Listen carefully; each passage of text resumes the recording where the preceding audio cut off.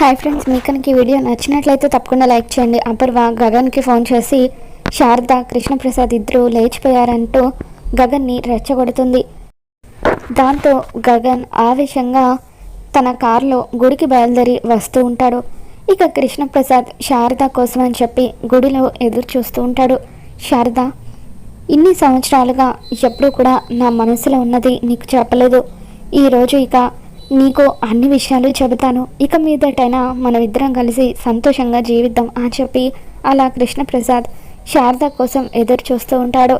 ఇక అపూర్వ మీరాతో, నువ్వేం కంగారు పడకు మీరా, ఇప్పుడు ఆ గగన్ గారికి ఫోన్ చేసి రెచ్చగొట్టాను కదా, వాడే ఆ కృష్ణప్రసాద్ని ఆ ఇంటికి రానివ్వకుండా చేస్తాడు. అప్పుడు ఇక ఏ దిక్కు లేక కృష్ణప్రసాద్ ఖచ్చితంగా మన ఇంటికే వస్తాడు, మన చెప్పు చేతల్లో ఉంటాడు అని చెప్పి అపూర్వ అంటూ ఉంటుంది.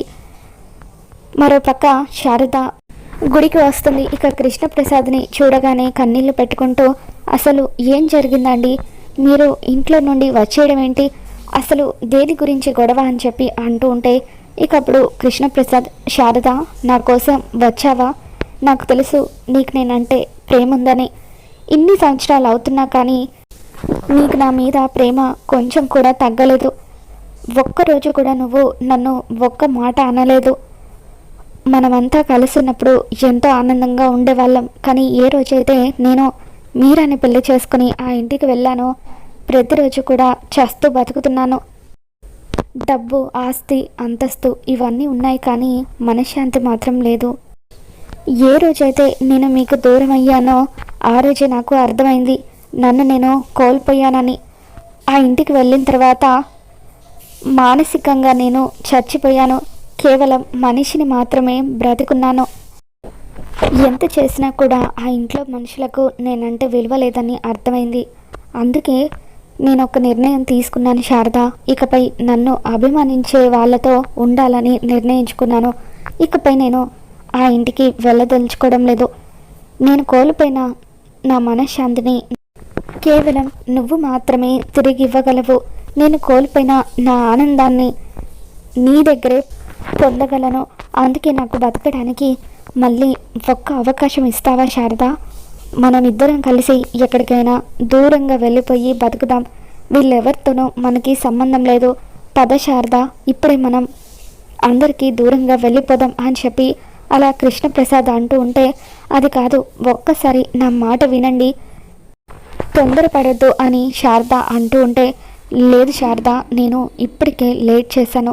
అసలు ఈ నిర్ణయం ఎప్పుడో తీసుకోవాల్సింది. పద, మనమిద్దరం ఎక్కడికైనా దూరంగా వెళ్ళిపోదాం అని చెప్పి అలా కృష్ణప్రసాద్ శారద చేయి పట్టుకొని గుడిలో నుండి లాక్కెళ్ళిపోతూ ఉంటాడు. అప్పుడే గగన్ గుడికి వస్తాడు. ఇక అలా శారద చెయ్యి కృష్ణప్రసాద్ గట్టిగా పట్టుకోవడంతో, రే నీకెంత ధైర్యం రా, మా అమ్మ చెయ్యి పట్టుకుంటావా అని చెప్పి గగన్ అలా కృష్ణప్రసాద్ని నెట్టేస్తాడు. అమ్మా, ఇతనితో మనకి మాటలేంటి, వెళ్దాం పదమ్మా అంటూ శారద చేయి పట్టుకొని గగన్ తీసుకెళ్ళిపోతూ ఉంటాడు.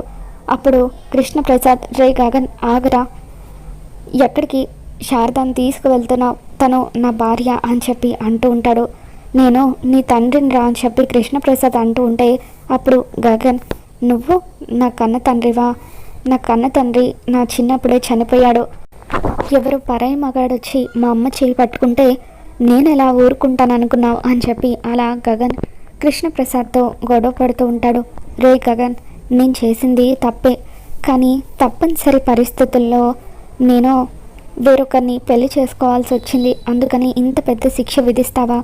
ఇన్ని సంవత్సరాలు నేను నరకయాతన అనుభవించింది చాలు, కనీసం ఇప్పటికైనా నన్ను అర్థం చేసుకోరా అని చెప్పి కృష్ణప్రసాద్ అంటూ ఉంటాడు. అప్పుడు గగన్, ఏంటా తప్పనిసరి పరిస్థితులు అని చెప్పి కృష్ణప్రసాద్ని అడుగుతూ ఉంటే, అప్పుడు కృష్ణప్రసాద్ సమాధానం చెప్పలేక మౌనంగా ఉండిపోతాడు. నాకు తెలుసు నీ దగ్గర ఈ ప్రశ్నకు సమాధానం ఉండదని. నీకు కావాల్సింది ఆస్తి, అంతస్తు, మాతో పాటు ఉంటే కష్టపడాల్సి వస్తుంది, మమ్మల్ని పోషించాల్సి వస్తుంది, అందుకే కదా వాళ్ళ దగ్గరికి వెళ్ళిపోయావు అని చెప్పి గగన్ కృష్ణప్రసాద్తో అంటూ ఉంటాడు. ఇకప్పుడు కృష్ణప్రసాద్, రే గగన్, ఒక్కసారి నేను చెప్పేది వినురా, ఇన్ని సంవత్సరాలుగా ఎవరికి చెప్పని నిజం ఈరోజు మీకు చెప్పాలనుకుంటున్నాను. కొద్ది సంవత్సరాల క్రితం నేను మీరా మెడలో తాళి కట్టడానికి కారణం నేను శోభచంద్ర గారి ప్రాణాలు తీయడమే అని చెప్పి గగన్ అంటూ ఉంటాడు. ఏంటండి మీరు అనేది? మీరు శోభచంద్ర గారి ప్రాణాలు పోవడానికి కారణం అవ్వడం ఏంటి అని చెప్పి శారద ఏడుస్తూ అడుగుతూ ఉంటుంది. ఇక అప్పుడు దాంతో కృష్ణప్రసాద్, అవును శారద, అన్నయ్య అంటూ నా చేతికి రాఖీ కట్టి నన్ను ఎంతో ఆప్యాయంగా చూసుకుంది, నాకు ఏ చిన్న కష్టం రాకుండా చూసుకుంది. అటువంటి శోభచంద్రను నా చేతులతో నేనే చంపేశాను అని చెప్పి కృష్ణప్రసాద్ అక్కడికక్కడే కుప్పకూలి ఎంతగానో ఏడుస్తూ ఉంటాడు. అపూర్వ ఒకరోజు నాకు ఫోన్ చేసి ఫ్యాక్టరీ పెద్ద ప్రాబ్లంలో ఉందని, ఇన్సూరెన్స్ ద్వారా వచ్చే డబ్బుతో కార్మికులకు మంచి చేయొచ్చని నన్ను నమ్మించింది. నేను కూడా కార్మికుల మంచి కోసం ఫ్యాక్టరీని తగలబెట్టాలని నిర్ణయించుకున్నాను.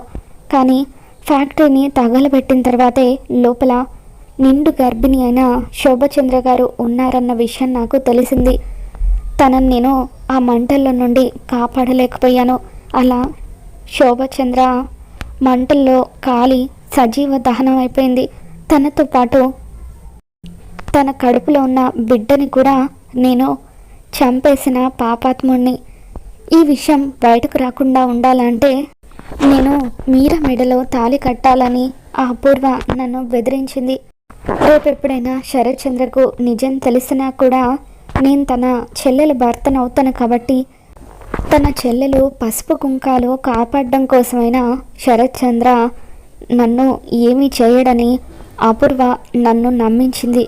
అలా నేను తల వంచి మీరా మెడలో తాళి కట్టేలాగా చేసింది అపూర్వ. ఆ తర్వాతే నాకు అర్థమైంది, కేవలం శోభచంద్ర స్థానాన్ని కొట్టేయడం కోసమే ఆ అపూర్వ ఇంత నాటకం ఆడిందని. నేను అలా అపూర్వ చేతిలో బలి పశువుని అయిపోయాను. ఏమీ చేయలేని నిస్సహాయ స్థితిలో ఉండిపోయాను. ఆ రోజు నుండి శోభచంద్రని, తన బిడ్డని చంపిన పాపం నన్ను వెంటాడుతూనే ఉంది. ఏ రోజు కూడా నాకు మనశ్శాంతి లేకుండా చేసింది అని చెప్పి ఇక అలా కృష్ణప్రసాద్ ఎంతగానో బాధపడిపోతూ ఉంటాడు. నేను ఆ రోజు మీరా మెడలో తాళి కట్టకుండా జైలుకి వెళ్ళి నా పాపాన్ని కడిగేసుకోవాల్సింది. అలా జైలుకి వెళ్తేనైనా నాకు మనశ్శాంతి దొరికేదేమో అని చెప్పి అలా కృష్ణప్రసాద్ ఏడుస్తూ ఉంటాడు. ఇక దాంతో అక్కడే నిలబడి ఇదంతా వింటున్న భూమి ఒక్కసారిగా కుప్పకూలి ఏడుస్తూ ఉంటుంది. అమ్మ భూమి, ఏమైందమ్మా అని చెప్పి అలా శారద అంటూ ఉంటుంది. ఇక దాంతో భూమి కృష్ణప్రసాద్తో, అంకుల్, మీరు చంపాను అనుకుంటున్నారు కదా శోభచంద్ర గారు, ఆవిడ మరెవరో కాదు, మా అమ్మగారు. ఆ రోజు జరిగిన ప్రమాదంలో కేవలం అమ్మ మాత్రమే చనిపోయింది. నేను చనిపోకుండా ఉండాలని నన్ను ఒక బొమ్మలో చుట్టి బయటకు విసిరేసింది. అలా అమ్మ కాళ్ళ గజ్జలు శాలువాతో నేను నా పెంపుడు తల్లిదండ్రులకు దొరికాను. నా పెంపుడు తల్లిదండ్రులు నేను పెరిగి పెద్దయిన తర్వాత ఈ విషయం నాకు చెప్పారు. నా తల్లిదండ్రులు ఎవరో తెలుసుకోవాలని చెప్పి నేను రాజమండ్రిలో ఉన్న బొమ్మల ఫ్యాక్టరీ దగ్గరికి కూడా వెళ్ళాను.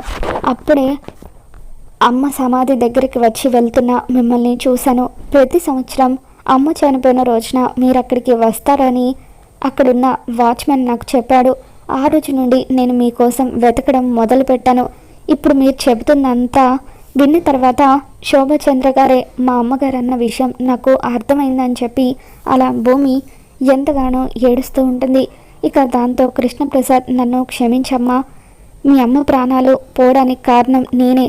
నువ్వు నన్ను ఏం చేసినా కూడా పాపం లేదు అని చెప్పి నన్ను చంపే తల్లి, నన్ను చంపే అంటూ అలా భూమి రెండు చేతులు పట్టుకొని తన రెండు చెంపలు వాయించుకుంటూ ఉంటాడు. ఇక కృష్ణప్రసాద్ చెప్పిందంతా విన్న తర్వాత గగన్ నాన్న అంటూ కృష్ణప్రసాద్ని పిలుస్తూ ఉంటాడు.